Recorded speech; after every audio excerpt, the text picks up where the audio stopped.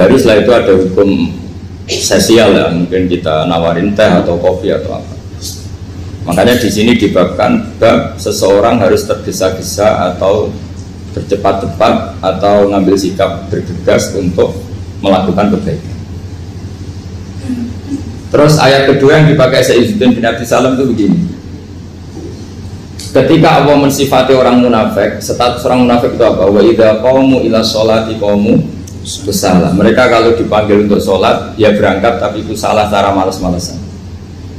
Sehingga untuk menunjukkan kita loyal sama Allah itu, ya paling tidak ada sikap di atas rata-rata. Ya. Makanya ada sa'i, ya, lari-lari kecil. Tawaf juga disunatkan ada lari-lari kecil, disebut ar-romal. Romal itu lari-lari kecil. Untuk menunjukkan bahwa kita loyal sama Allah itu tidak sakobri cara Jawa.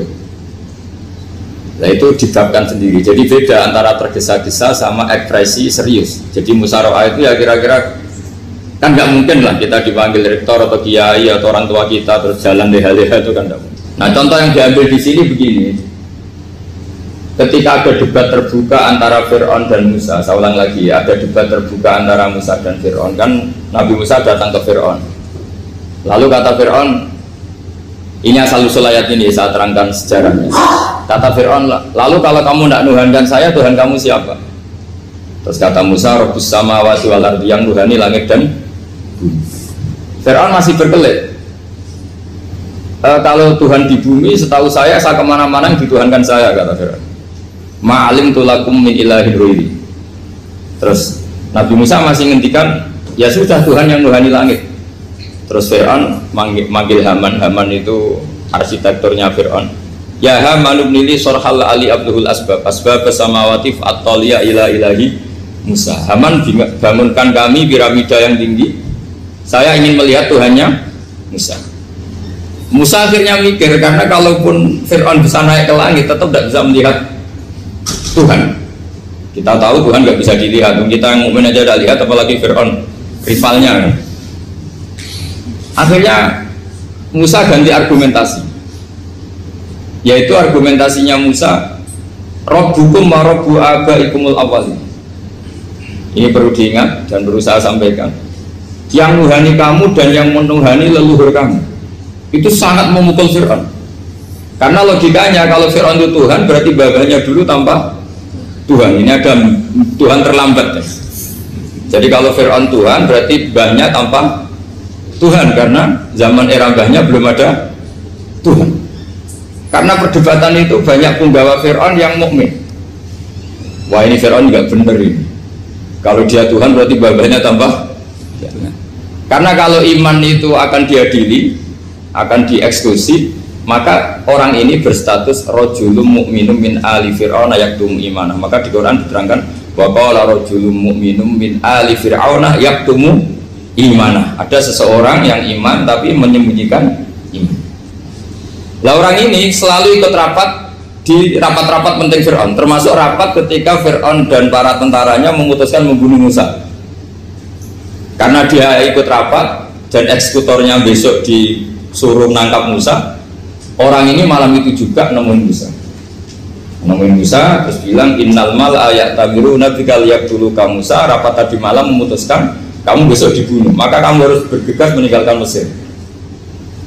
Nah, dari kesimpulan itu, dari cerita itu kemudian diambil secara hukum fikih bahwa untuk menyelamatkan darah harus jasa, harus bergegas.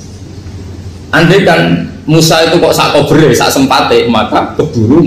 Andai kan ini rojul ini tadi, orang tadi penasihat tadi, kok sak kobre ya, maka berarti Musa terlanjur tertang.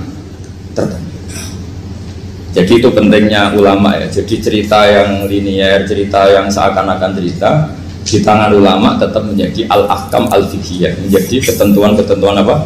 Fikih.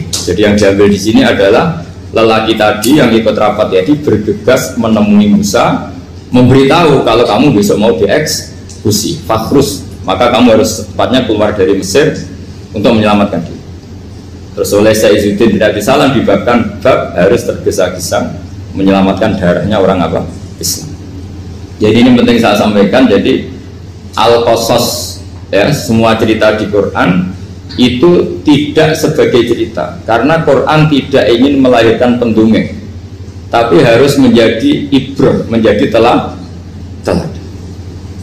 Jadi makanya terus di kitab-kitab ulumul Quran diterangkan al-qasas, ya, beberapa cerita di Quran adalah semuanya menjadi ketentuan fikih. Saya ulang lagi ya, semua cerita yang ada di Quran itu menjadi ketentuan fikih, meskipun alurnya apa? Cerita. Kayak tadi kan alurnya cerita bahwa lelaki ini bergegas nemui Musa supaya Musa cepat keluar dari Mesir. Terus dibabkan babul musaroah ilam musifid. Saya teruskan. Wa kama laro'aina ma yaqtulu musliman law tabtu'u alaihi laqata lahu fal musaroah ila takhrisihi min wajibatun. Idlaisal unatu mahmudatan fi kulli syai'in falaha mawatin tuhmadu fiha wa mawatin tutammu fiha wa kadzalika al musaroah wal lain wal dhulta wa ghairuhuma. Terus cara berpikir ulama, saya pernah baca dalam satu sejarah ulama besar namanya Sufyan Ats-Tsauri.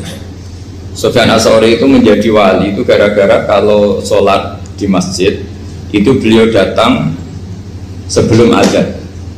Saya ulang lagi, beliau datang sebelum adzan. Ditanya, kenapa kalau kamu datang sebelum adzan? Saya ini gak ingin jadi hamba yang buruk. Hamba yang buruk atau pembantu yang buruk adalah setempe nunggu dipanggil. Misalnya kita tahu majikan kita pasti manggil jam 7.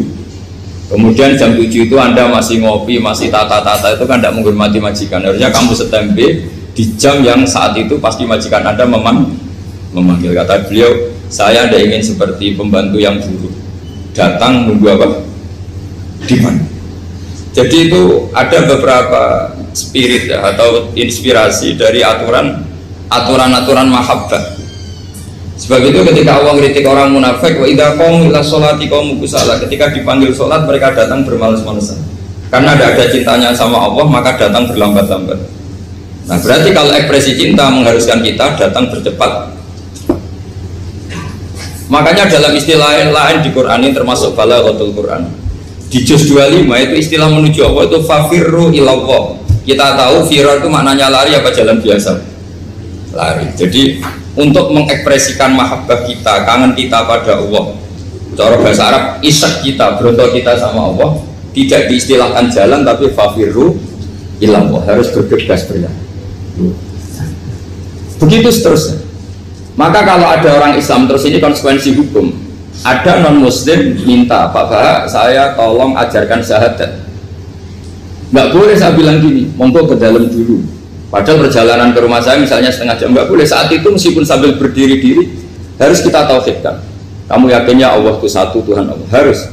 Karena kalau ada perjalanan ke rumah 5 menit terus dia kecelakaan, belum syahadat, statusnya mati apa? Kafir. Dan kita ikut terlibat karena sebetulnya bisa mengislamkan saat itu juga. Analoginya kayak tadi ya. Orang kecelakaan di jalan karena kita pakai celana pendek, contoh Syria dia saya tak pakai baju dulu. Habis itu dihides truk. Itu kan kita ikut salah karena kita yang punya kesempatan. Tentu yang disalahkan yang punya kesempatan. Karena merubah status dari potensi kelides truk menjadi sama sekali gak potensi kelides truk dengan kita inggirkan, meskipun kita dalam keadaan tidak ideal. Sama orang kafir yang mau masuk Islam itu umumnya kiai-kiai kan kadang sebagian disuruh mandi dulu, itu salah sebetulnya. Itu salah sekali. Sangat salah, apalagi nunggu seremonial di masjid, nunggal tokoh-tokoh itu bujutnya salah. Itu gak cuma salah, bujutnya salah. Jadi salah yang akut. Itu salah besar. Kalau seremonial monggo, tapi kalau mengislamkannya harus saat itu. Apalagi seremonial seminggu lagi nunggu tokoh terkenal, nunggu di syuting dulu, wah itu perilaku show, itu bukan mengislamkan itu. Makanya kita yang sebagai peneliti fikih itu kadang itu enggak serg gitu. Masa mau Islam nunggu di masjid dulu, di syuting dan tokoh-tokoh itu salah. Itu sama dia kamu lihat orang kecelakaan mau menyelamatkan, ini ada wartawan enggak ya? Minta di syuting dulu sedang mati ini. Jadi kita normal saja dalam Islam, sesuatu yang mendesak, yang emergensi ya perlakuannya harus cepat. Sehingga dibabkan faslun fil musaroah ila musifid fitimah. Jadi ada beberapa contoh di Quran memang aturannya seperti itu. Makanya semua redaksi Quran tentang menuju Allah diredakseno fafirru ilallah. Makanya di tawaf ada ekspresi romal, jalan agak cepat. Di sa'i juga ada momen-momen kita harus romal berjalan cepat. Di beberapa aturan juga seperti itu. Ya saya ulang lagi, di beberapa aturan Islam juga seperti itu. Nah sekarang efek di hukum haji. Saya banyak baca literatur haji. Haji dalam aturan Islam itu wujuban tarofian, wajib yang tidak langsung mendesak. Kemudian semenjak ada fakta kita harus nunggu, daftar tunggu, itu kita sebagai ahli fikih itu gampang. Misalnya gini, saya umur 20 punya uang, sekarang berapa daftar? 25 juta ya. Saya umur 20 punya uang 25 juta. Saya jomblo misalnya, ya butuh nikah, ya butuh macam-macam. Itu wajib daftar haji apa enggak? Karena kalaupun daftar nunggu 20 tahun. Nah sekarang kalau ada orang umur 50 tahun punya uang 25 juta, menurut Anda wajib daftar saat itu apa enggak? Mau daftar saja bisa game gitu. Jadi kalau misalnya umur 50 ditambah 25 kan 75. Itu kalau orang sumpah sudah tetap mati itu. Maka itu menjadi pertanyaan, apakah fikih ini kita rubah? Karena dulu kan orang itu longgar semua. Karena haji zaman Nabi pun tidak langsung dilakukan saat pertama diwajibkannya haji. Jadi Nabi punya sisi unik. Pertama ada tahun diwajibkannya haji, Nabi tidak langsung haji. Sebab itu ulama berkesimpulan kalau wajibnya haji tidak langsung. Maka fikih itu memang unik. Sholat juga gitu. Ada istilah begini dalam sholat. Watajibu sholat ala kulli muslimin wujuban muwassa'an. Di semua kitab fikih takbirnya seperti itu redaksinya. Wajib sholat dilakukan orang Islam wujuban muwassa'an, wajib yang ada longgarnya. Sehingga ketika zuhur jam 12 WIB kita dengar azan, boleh sholat setengah 1, jam 1, setengah 2, jam 2. Karena memang wujuban muwassa'an, memang ada batas akhir waktu misalnya sampai setengah 3. Nah problemnya begini, misalnya setengah 1 Anda pasti dipanggil majikan kamu yang diharuskan melakukan satu aktivitas, misalnya Anda pilot, yang nggak mungkin sholat lagi di kokpit. Apakah status wujuban muwassa'an, wajib yang longgar menjadi hilang karena setelah itu tidak ada kesempatan lagi sholat? Apa tetap kita sebagai ahli Islam yang agak balelo tapi alim, misalnya ya sudah tetap jadi pilot, nanti kan ada aturannya sendiri, ada rukhsahnya sendiri, ada kemurahan sendiri, kita sudah jadi pilot. Misalnya sholat tanpa harus menghadap kiblat, sholat yang tetap di perjalanan. Kira-kira Anda kalau jadi ahli fikih milih mana? Milih harus sholat di depan apa tetap memberi kelonggaran? Gak apa-apa sholat sambil apa? Nyuper ya, sambil pilotin apa pesawat. Anda milih mana? Karena kalau konstitusi ilmu itu memang harus ada, dengan tanda kutip ya, memang harus ada nakalnya. Kalau nggak nakal malah gak sah. Memang unik ilmu itu. Karena ilmu itu kalau dipaksakan lurus terus, itu nanti malah bengkok karena menghilangkan rukhsahnya Allah, kemurahan Allah. Tapi kalau dipaksakan rukhsah terus, murah terus, nanti dianggap menyepelekan hukumnya Allah. Maka kita yang ahli fikih itu pusing. Misalnya saya sering ditanya, Gus saya ini supir bis, kan musafir terus, berarti saya boleh nggak puasa terus panjang Ramadan? Coba kalau ada jadi ahli fikih mesti bingung. Mau boleh, ya boleh terus supaya orang nggak peduli sama Ramadan. Mau mengatakan wajib puasa, kayak nggak peduli dengan kemurahan Allah yang membolehkan musafir tidak puasa. Coba loh, Anda jangan jadi ekstremis yang misalnya bantah kok protes dong, ini kan. Jadi memang mengkaji ilmu itu ya, makanya dengan tanda kutip itu harus ada nakal, tapi nakal yang baik, bukan nakal. Nakal itu kalau bahasa Jawa itu kan tidak harus dosa, seperti anak kecil menek-menek itu, tuh bocah kok nakal, padahal anak kecil menek itu haram dah. Enggak kan? Malah orang tuanya yang bentak itu yang haram. Yang nakal betul ya ibunya yang bentak cerewet itu, karena ibunya orang yang sudah mukallaf, sudah tua, salah langkah yaitu bentak. Kalau anaknya naik meja itu ya sebenarnya bahasanya tidak nakal, lucu. Oh jelas pinter coba bisa munggah meja, harusnya diapresiasi. Tapi rata-rata itu semua akal mecah gelas. Coba, malah boe malah mecah tabungan. Bapaknya marah tukang nguras tabungan. Sebetulnya senakal-nakalnya anak kecil itu nakal orang tuanya, itu pasti. Karena ini sudah kena kitab, sementara anak-anak belum kena. Saya pernah punya tamu, karena di tradisi Kiai itu sering punya tamu. Bapak ibunya itu kultus sama Kiai, bentak anaknya disuruh salim sama saya. Anak kecil kan nggak mau jalan-jalan terus, marah. Tak marah orang tuanya tak marahin, yang dosa itu kamu bentak anaknya. Kalau anak kecil itu kena diskon rufi al-qalamu an salasin. Di antara aturan Islam apa? Tidak ada keharusan bagi 3 orang. 1 anak kecil sampai balik, 2 orang tidur sampai bangun, 3 orang gila. Artinya anak kamu itu tidak kena khitab untuk sopan sama saya. Kamu yang kena khitab baru sopan sama anak-anak. Nah ini ada Jawa itu kadang keliru. Jadi orang tua itu marah-marah memaksakan anaknya sopan. Padahal Allah memberi diskon anak kecil itu belum wajib sopan. Gak apa-apa ada tamu naik-naik itu. Asal masih anak kecil. Makanya Rasulullah ketika beliau sholat sujud itu Hasan Husain itu naik. Cara Jawa Nabi itu 3 tumpahan. Semua riwayat mengatakan Nabi itu diam saja gak berani ngangkat. Sampai sahabat itu ada yang ngomong ini Nabi sujud lama sekali ada apa? Jadi kita punya riwayat itu ya baru kayak sahabat yang agak nakal. Semuanya itu sujud, tapi bareng di atas rata-rata ada sahabat yang belakang ngomong. Siapa tuh ini sujudnya kok lama? Barokahnya itu ditemukan riwayat. Oh, ono putune. Karena Hasan itu naik di atas punggungnya apa? Nabi itu andai ada yang ngomong riwayat ini tidak ditemukan. Barokahnya ada yang ngomong itu mungkin. Kalau sekarang mungkin semua masjid ngomong karena orang sekarang jarang yang khusyuk. Kalau dulu hanya 1 yang di belakang. Setelah itu Nabi memberi penjelasan, saya tadi sebetulnya harus mengakhiri sujud saya sesuai aturan umum, tapi ada cucu saya tak biarkan sampai dia puas naik punggung saya, sehingga dia turun baru saya naik.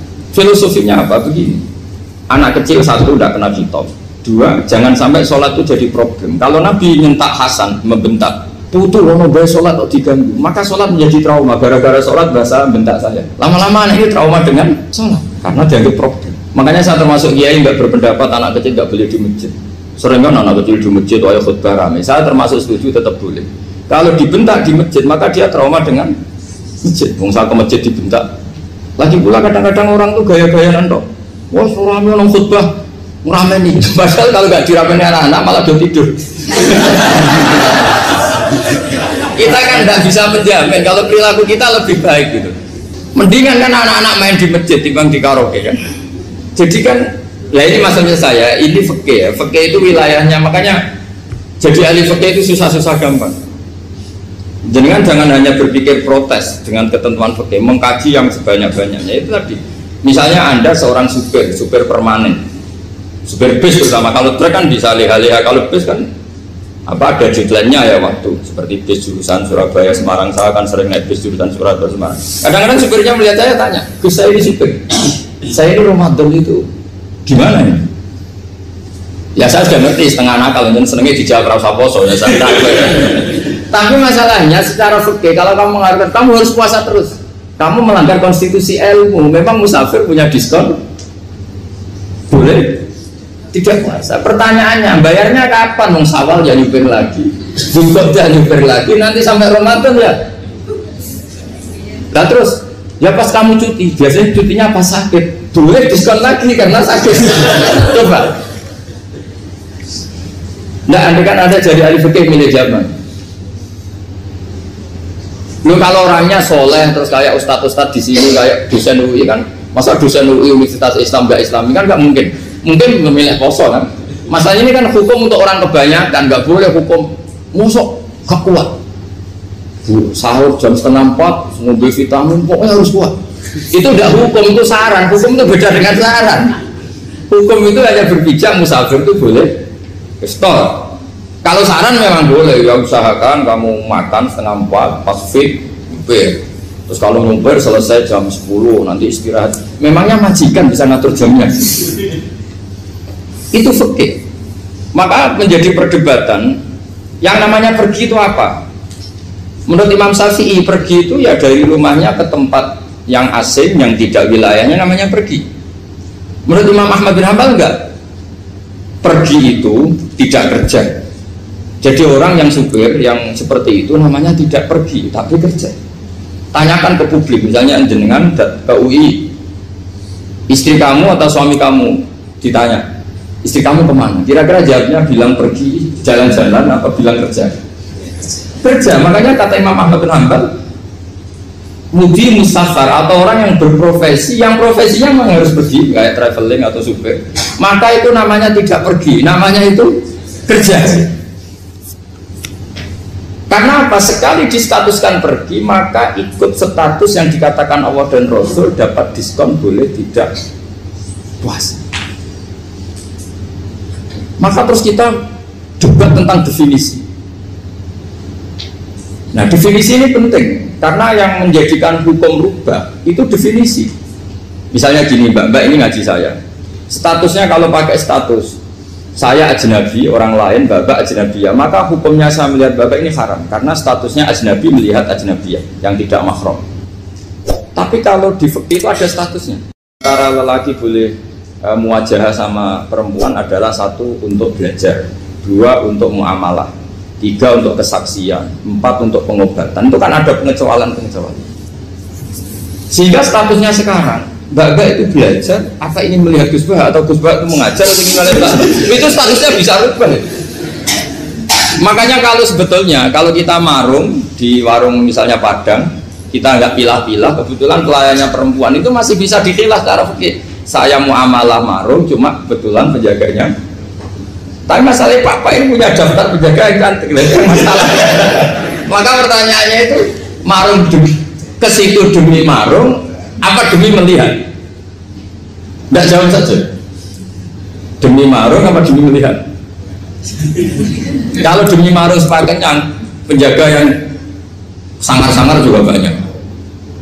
Akhirnya kalau demi makan, penjaga yang cowok kan banyak. Kalau demi melihat, berarti yang dihitung kan niatnya. Berarti karena muamalah apa karena melihat? Melihat. Itu status. Jadi makanya kalau mudi musafar itu namanya orang pergi atau orang kerja? Orang kerja. Maka menurut pikirannya Imam Ahmad bin Hanbal seperti itu harus puasa karena dia adalah pekerja, bukan musafir. Lalu dalam masalah jumlah 3 hari misalnya, kalau dalam fikih kita, nggak saya kenapa ngomong fikih terus ya, karena banyak yang melupakan fikih. Jenengan pergi haji, zaman Nabi haji itu jamak dan qashar terus. Padahal hajinya Nabi itu, haji itu minimal kan berapa hari minimal itu? 9, 10, 11, 12. Sebenarnya haji itu minimal hanya 4 hari. Karena 13 Dzulhijjah bisa nafar apa? Awal. Kalau nafar awal berarti nggak ada kewajiban nafar sani. Berarti yang wajib betul kan tanggal 9 wukuf di Arafah, terus 10 biasanya ifadah sama balang jumroh apa? Akobah, terus 11, 12 itu kan sudah boleh cabut karena apa? Nafar apa? Awal.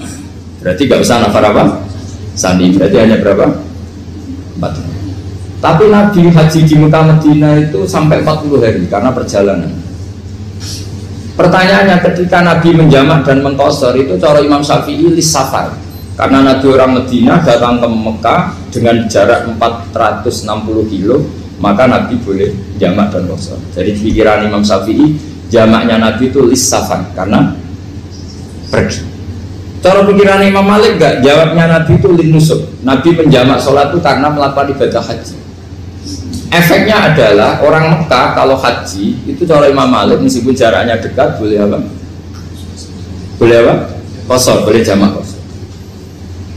Lalu terus ada pertanyaan fikih lagi. Lalu jamak qashar itu karena pergi apa karena masyaqqah? Karena repot. Coba kalau sampean kira-kira jawab. Misalnya kita orang kaya bawa uang 1 miliar, naiknya Alphard, ada supirnya, ada ajudannya, pergi di jarak 100 kilo. Masyarakatnya kan tidak ada sama sekali, apalagi di tol kebetulan nggak macet. Kira-kira boleh jamak nggak? Boleh, terus karena pergi, tapi kan nggak ada repotnya sama sekali. Dibanding misalnya yang ngebis bawa beras 1 kintal gitu, udah gitu suruhan orang lagi kan pusing. Maka fikih ini untuk memberi hukum itu, kalau fikih itu menstatuskan dulu. Ini orang boleh jamak itu karena masyaqqah apa karena safar. Lalu kalau setelah karena safar itu karena jaraknya apa tingkat masyaqqahnya.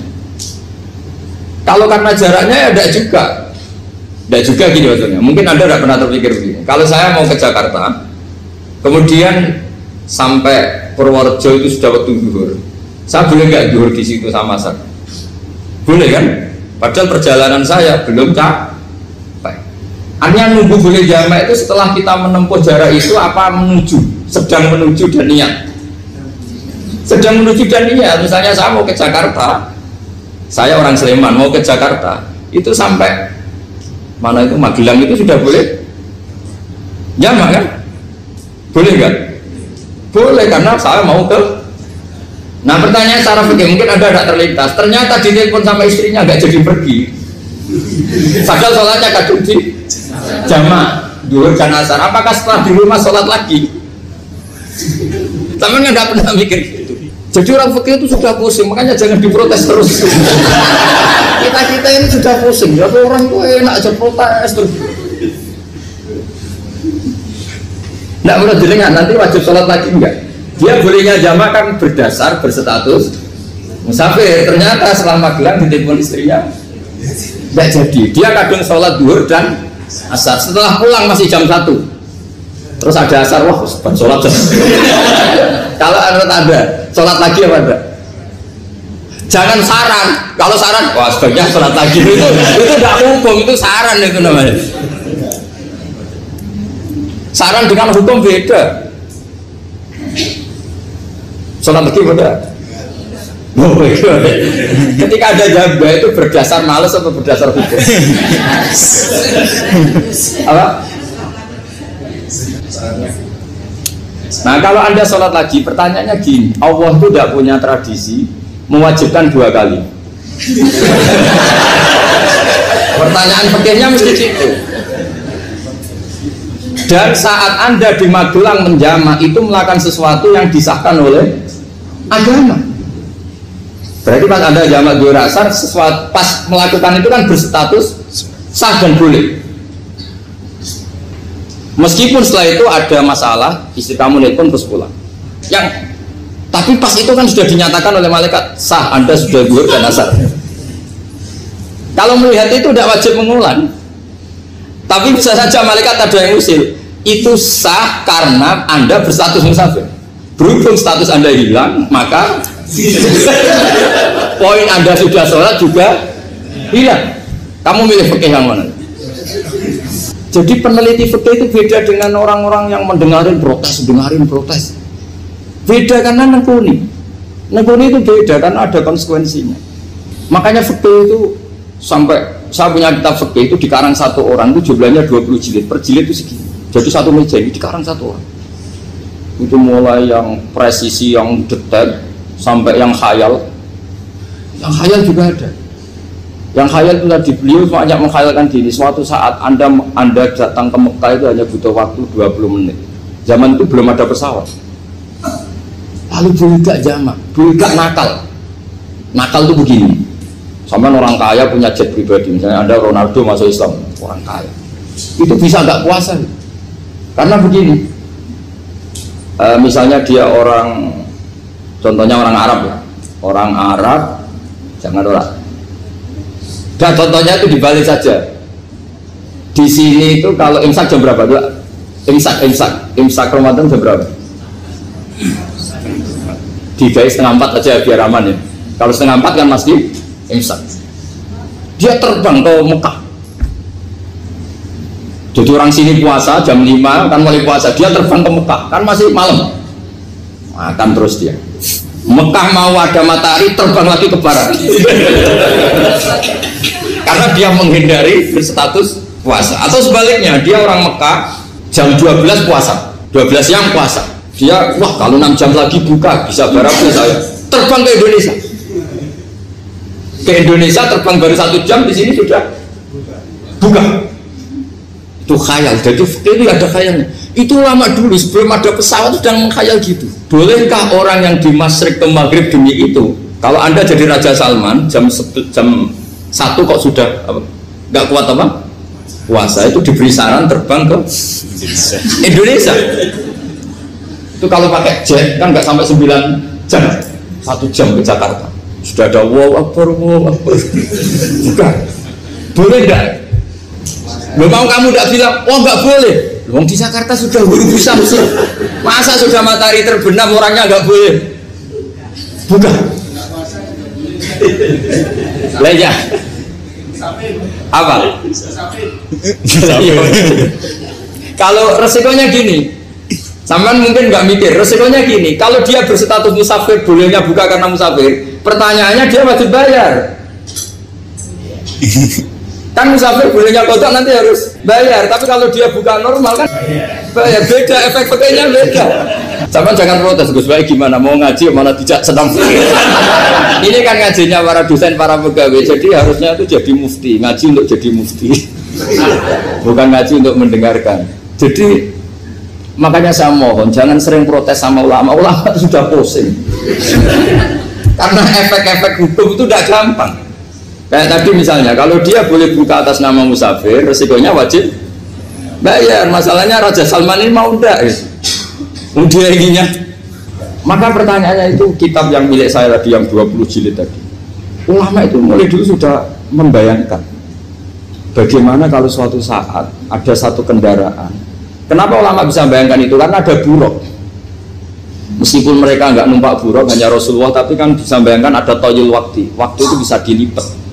Karena ulama dulu ahli astronomi, jadi bumi itu bulatnya gini, muternya gini. Berarti suatu saat ada satu ilmu di mana orang ambil satu posisi terus melewati toyil waktu, ngalami lintasan waktu. Mulai dulu itu sudah dibicarakan. Pertanyaannya lalu status orang ini kayak apa? Misalnya tadi orang Mekah ingin cepat buka terbang ke Indonesia. Orang Indonesia menghindari imsak, misalnya 3:30, dia belum sahur. Wah kalau saya di Indonesia ini sifatnya sahur. Wah saya tak terbang ke Mekah. Wah kan terbang di Mekah ternyata masih jam 8. Wah bisa makan sepuasnya jam 8 malam, maksudnya jam 20. Kan enak juga.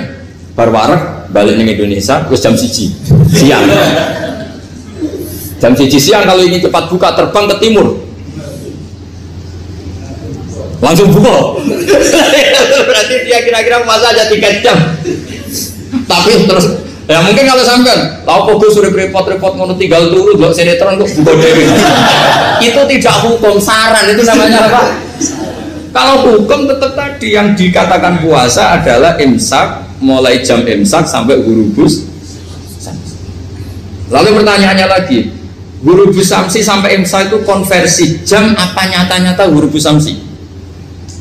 Kalau yang diliwati khotul istiwa, katul istiwa itu nyata, fi'lan, kalau dalam bahasa Arab fi'lan awakiyah. Tapi kalau Anda orang kutub, saya sering kirim-kiriman surat sama mufti-mufti yang ada di Timur Tengah, di Eropa, konsultasi maksudnya. Orang kutub itu kan tidak ada matahari, tidak ada apa-apa. Jika kalau Anda baca kitab di kutub, mesti Gus Bah ada pembohong. Misalnya orang kutub ngaji saya, kamu harus subuh sebelum matahari terbit. Sekali matahari terbit waktunya hilang. Duhur setelah matahari agak ke barat. Asar kalau matahari terbenam hilang waktunya. Terus mereka mesti bilang mataharinya di mana? Maka pertanyaannya, boleh gak mengkonversi waktu untuk orang kutub? Jadi misalnya pola umum subuh jam 4:30, berarti antara subuh dan qadha itu 1,5 jam. Subuh sama zuhur polanya berapa berarti? Kalau 4:30 sampai jam 12 itu 6 sama 7,5. Berarti ya kira-kira habis subuh nunggu 7,5 jam baru zuhur, nunggu 3 jam baru asar, nunggu 3 jam baru maghrib. Berarti waktu puasa kira-kira antara jam 4 sampai jam 6. Berarti berapa jam itu? 12 sama 2 14 jam. Oke, berarti orang kutub harus puasa 14 jam. Tidak bergantung waktu mata. Tapi ada lagi pertanyaan lucunya gini, lalu 14 jam Gus itu dimulai dari mana? Apa asal 14 jam? Apa harus ada konsensus setarnya? Masih ada PR lagi. Menurut kamu gimana? Ada konsensus setarnya dimulai jam 4 dini hari. Apa asal jumlahnya? Imsak 14 jam. Mikir lagi kan? Itu di Denmark itu ada satu musim di mana siang terus sampai sekian bulan. Siang terus sampai orang sana itu capek. Kenapa ada siang terus? Logikanya kan tadi bumi itu bulat-bulat. Saya juga belajar falak astronomi. Kalau tepaan kamu di sisi yang barat agak utara atau agak selatan, matahari ini nentron terus. Sehingga bumi mulak malik ya kamu kesentron terus karena kita ini kan tepaan di katulis tiwa. Di khotul istiwa. Sebenarnya khotul istiwa itu bahasa Arab dari kata khotul istiwa. Khotun itu garis, istiwa itu tengah. Islam itu oleh Allah memang dipilih di tempat paling top yaitu Mekah. Mekah Ka'bah itu suratul ardi. Jadi sebelum ditemukan ilmu astronomi itu Nabi sudah ngendikan Al-Ka'bah suratul ardi. Ka'bah itu pusarnya bumi.